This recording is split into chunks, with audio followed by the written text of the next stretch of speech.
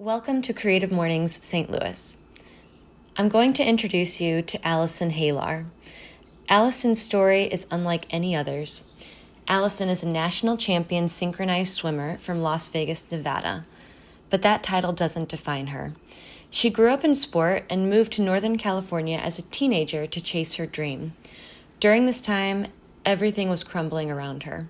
There was a global recession, her family was being torn apart, and she began to understand that there was a tipping point to putting so much weight on her athletic career. Alyson began to realize that identity wasn't what you did, it wasn't what you considered home, it wasn't the people you surround yourself with. Your identity isn't tied to anything that you could potentially lose, and when you strip everything else away, you just might find yourself. I hope you enjoy this interview with Alyson Haylor.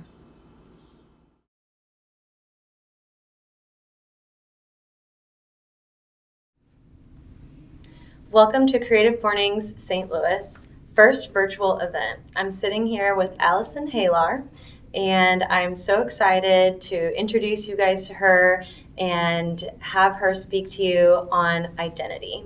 Welcome, Alyson. Thank you. Thanks for having me. Absolutely. Would you just give everyone kind of a brief elevator speech on who you are and why you're here?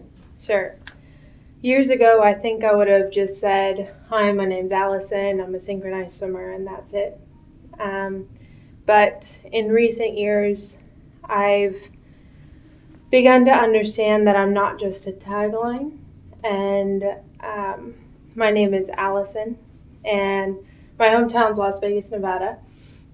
But I've created a home in a lot of different places I've lived, and I find happiness in helping people. That's where I'm the most happy. And right now, that means that I'm helping young kids, specifically young females, and helping empower them through sport, find their confidence, find their strengths, and discover their potential through sport. And my favorite smell is the smell of firewood, because it reminds me of summers I spent in Alaska. And I am a former U.S. national team member, and I've had the opportunity to represent the United States, different clubs around the country, and university. That was great. That was a lot. No, that's great. I think you really painted an amazing picture of yourself. You've given us a little bit of your background, a little bit of what you do now, and kind of, what you stand for. And I love that you said no tagline. I think that's something you and I talked about the first time we met even, because a lot of people think they are a tagline, or what they do is who their identity is, and you've seemed to detach yourself from that quite a bit. So, but I do want to get back to talking about kind of your childhood, and I know I've sent you a few questions, but I'm just going to read off of these here. So I said you had a pretty active athletic career as a child. You were on the Las Vegas Academy of Performing Arts dance team, as well as a synchronized swimmer. You were talented at both, but eventually your mother had you choose one over the other. And you were at a pretty young age, and this was a big decision because it had a lot of impact to your family and what would happen next. So can you give us that story and maybe go into how you made that choice? Sure. So I guess for context, so the year was 2008, and I was 13 going on 14 years old. My mother was my coach, and it was my first year that I had ever made a U.S. national team, so I spent that summer at the Olympic Training Center in Colorado Springs. And at the end of that summer, I would compete for the United States and Canada. And when I came back to my hometown of Las Vegas, we were in the middle of that recession. And I found out that my stepdad and my mom both lost their jobs within a few months of each other. And we would lose the house, we would lose the cars, we would lose all of our belongings, we would sell them in garage sales.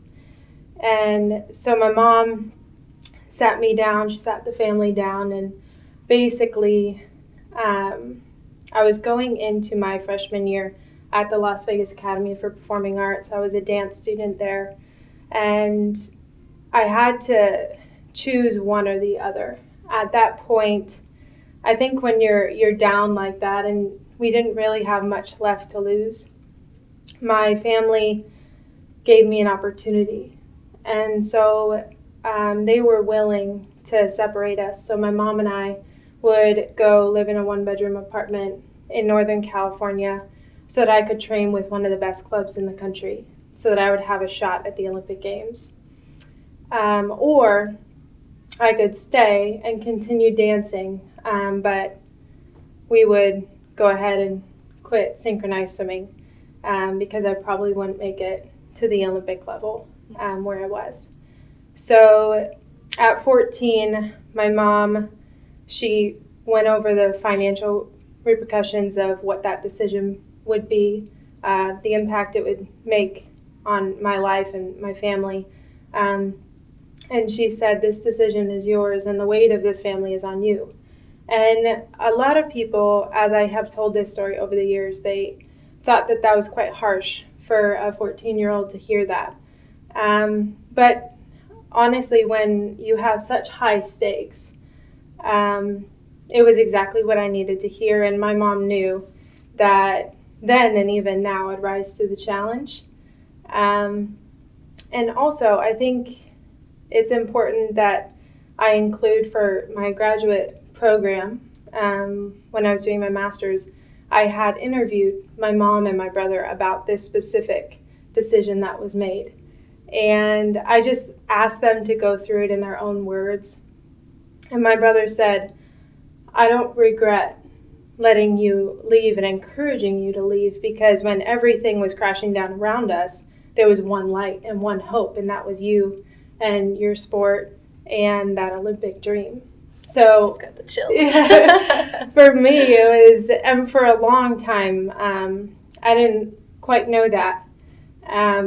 So when I found that out, it kind of turned from guilt to just, I guess, pride. Mm-hmm. Pride that my brother felt, pride that my mother felt, and just knowing that we made the right decision, if there was any right decision to be made. Mm-hmm. That's great. And I love that you could go back and actually ask them, mm-hmm. you know, in retrospect, how did you feel about this decision that we made? You know, I mean, I think a lot of times we're making these decisions in the present with no idea what the unintended consequences might have been. You had no idea. And that's great that you could go back and actually kind of get their blessing once again, mm-hmm. almost, you know. Mm-hmm. But you said something there that I kind of wanted to go back to. There's another question that it leads into, talking about low moments of your life. And when I was reading your bio, you said that when you reach low moments in your life, you learn much about who you are as an individual. So what do you think those low moments have taught you, and what did you learn about your character in those moments? Yeah, so I think going back to that decision, it may have been a low moment for my family, but for me as a kid, I was going into a candy store. I remember just packing 2 bags, my school bag and my swim bag, and getting on the plane from Las Vegas to San Francisco. And that's all I had with me. I just had my dream and one-way ticket, and here we go. So my low moment didn't come until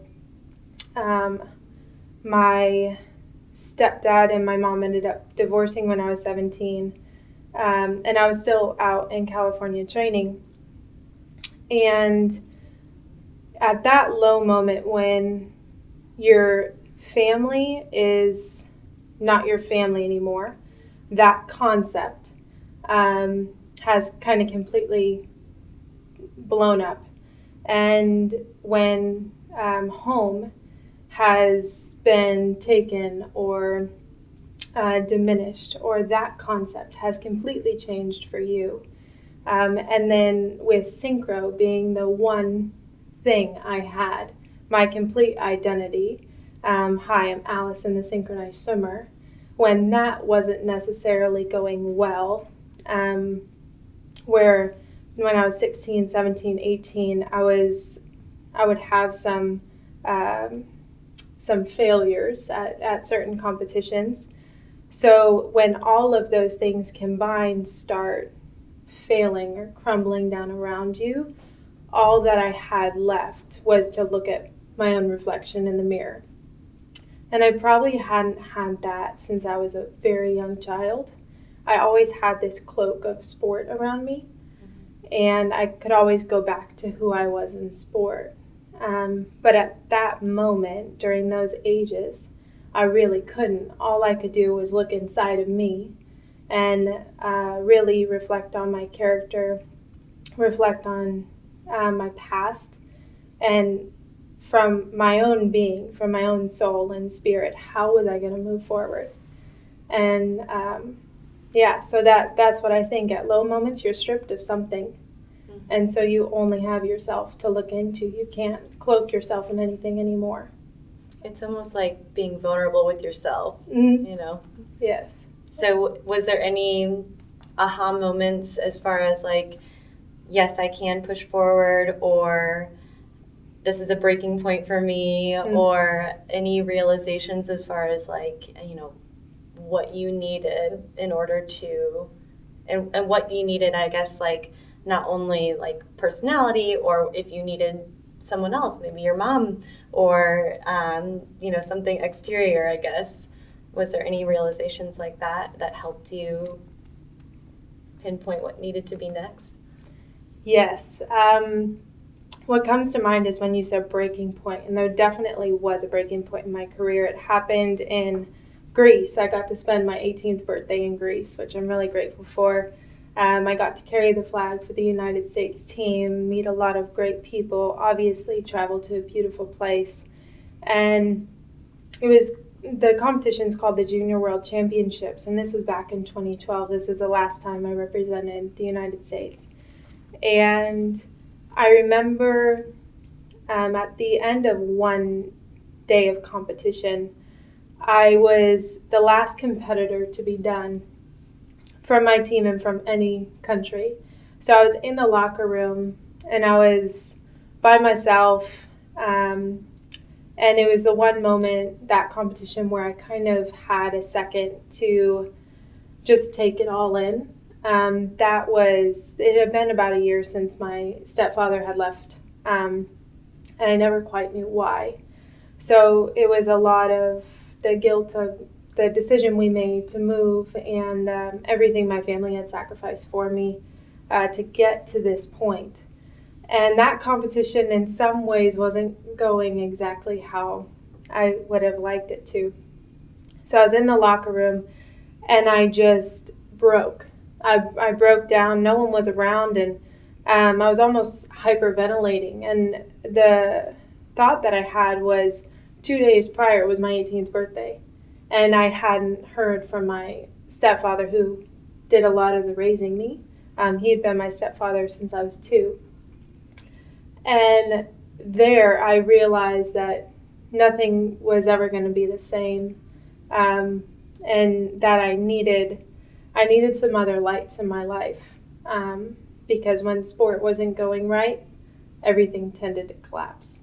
So that was both a breaking point and just looking ahead to the future, knowing something had to give, or had to find inspiration somewhere else.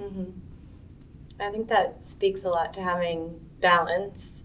If everything is pushed into one category of life, and then you lose that, or like you said, it wasn't going right, you're not well balanced in the other categories to catch the fall, I guess. Yes. I love that. And you got to travel so much as a child and in your teen years and represent the country. Does patriotism play a part in your identity? Absolutely. I break down every time I hear the national anthem. Whether it's in all sports movies, I'm a mess. And like the Titanic I can do, but any sports movie, I'm devastated. And Opposite of chick flick. Yes. So I was at the U.S. women's soccer game that was in St. Louis, so the Cardinal Stadium last year, and they roll out that American flag and they play the national anthem, and I'm just bawling. So for me, it's an incredible responsibility, but opportunity, privilege, and honor to represent the U.S. at any stage, and just to wear literally USA on your back. I still carry around a backpack that the straps are like hanging on by a thread, but it was my first national team bag, so I take it with me wherever I go. Even though people are like, "Hey, your bag's gonna break," I'm like, "It's been fine for 8 years." I'm hanging on. Yeah, definitely it plays a part. It's subtle, but it's also a big sense of pride in my family. And now, kind of post, national team, how has that changed at all? I mean, I know you said you still break down with the national anthem, but is there anything different about it now that you're not a national team member? Yeah, it's, I think there is something different about it because I'm not completely in it anymore, but there's a yearning for it as well. There's also a solidarity that you build. Like every time I see something about the national team, or it could be any national team, any sport,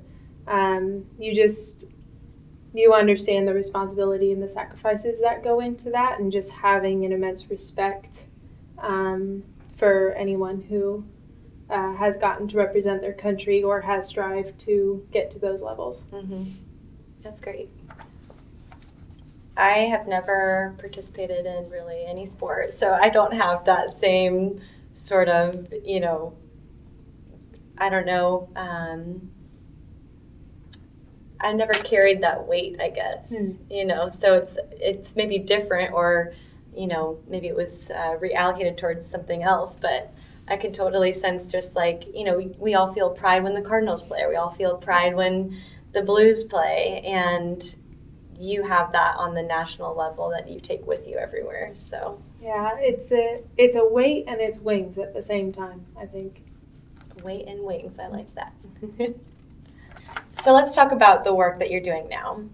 You were inspired by Muhammad Ali to start working in the social justice realm, and you seem to have found a voice in that and realized the power of speaking up and speaking out. And you have since gone to Arizona State to get a master's in social justice and human rights. And in your thesis, you empowered the voices of many women athletes, including yourself, with the message of being able to tell your story. And I remember, and I won't forget this, the first time that we met and got together, you were telling me about how you were wanting to write a book, and there was one thing that was kind of holding you back, which you said, when you tell your truth, you're also telling someone else's truth. And that was so powerful to me because I never really thought about it like that. But there are two kind of different ideas here, being able to speak up and tell your story, and then also realizing that you have the responsibility of someone else's truth in your hand when you tell your story. So how do you kind of navigate that? Yes, during that thesis, so it was the inspiration from that thesis, I should say. To start, I opened up a book, and it was called Little Girls in Pretty Boxes by Joan Ryan. And she interviews hundreds and hundreds of elite figure skaters and gymnasts. And they just tell their stories, or their parents tell the stories. And it's just on the page I was reading, and I'm going through the paragraphs, and I keep pointing to the pages and saying, this is me. This is what I went through. I had a teammate who went through this. So I found such a connection with this book and these athletes that I had never met. And what's unique in that is we're all, it was female subjectively judged sports. So synchronized swimming being predominantly female, I wanted to add that to the conversation. So when I thought of interviewing people, first they had to say yes and be vulnerable. And what we found was a lot of us hadn't thought about these pivotal moments in our lives, whether it was outside of the sport or inside of the sport, for years. We had just hidden it or suppressed it. And actually this kind of reflexive time that we were going through together was very therapeutic, but it was also pretty frightening. And a lot of us would break down and, say things that had not been said out loud because we had normalized these things. And so for me, it was the first time I told my family I was sexually abused as a kid.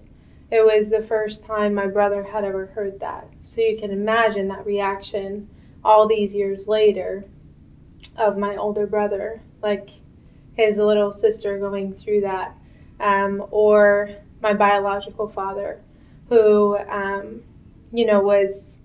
we really got close during this thesis. So it was just a time that was very new to all of us. And I remember printing out my thesis for the first time, and it was 120 pages of stories. And I realized that this weight in my hands was the responsibility to tell my story so that others could feel comfortable telling theirs. And I also had the responsibility of taking care of others' stories, and stories that I felt they had to tell, but that doesn't mean that it gives me the right to tell them. So that's why I kept that thesis pretty private.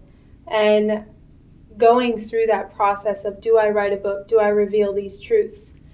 I also had to remember what the purpose was.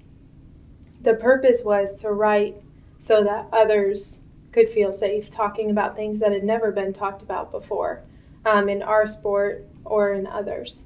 So just really creating a safe space for this conversation to happen, and doing so by speaking more, by speaking at conventions, by speaking to groups of girls, or even in my own space as a coach, creating a safe environment for them to be vulnerable or to tell me things if they need to tell me things, and just educating.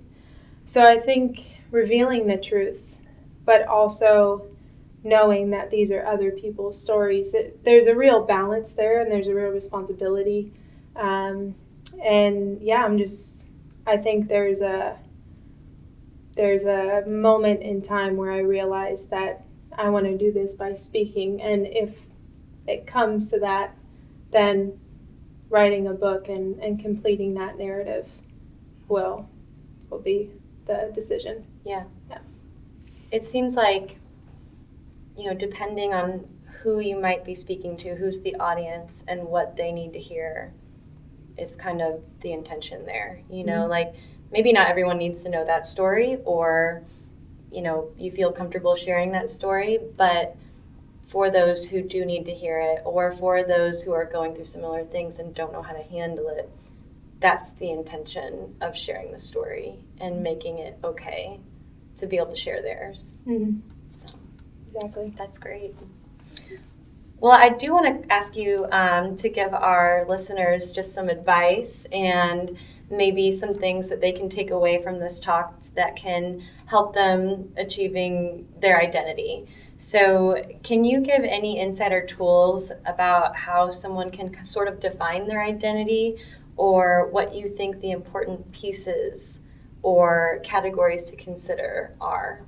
Sure. I'm in by no way, I'm not an expert on things. I'm no doctor on this, but all I can do is tell you what I've done and what's worked for me. And as we're all in isolation and in quarantine and just navigating new waters, I think this is a really good time to reflect and being self-reflexive. So for me, if I were to think about categories, start by what am I? Like really take time to ponder each of these questions. What am I? How am I? How did you come to be? Not only in your lifetime, but your ancestors' lifetimes. Who am I? And where am I? So when I think about where am I physically, right? What city am I in? What building am I in? Where am I at in my life, right? Where do I want to be? Where am I at right now? Where have I been? Always using the past to look forward to the future. And then I also think about why am I? Like that, what is my purpose today? What is my purpose tomorrow? Why am I here?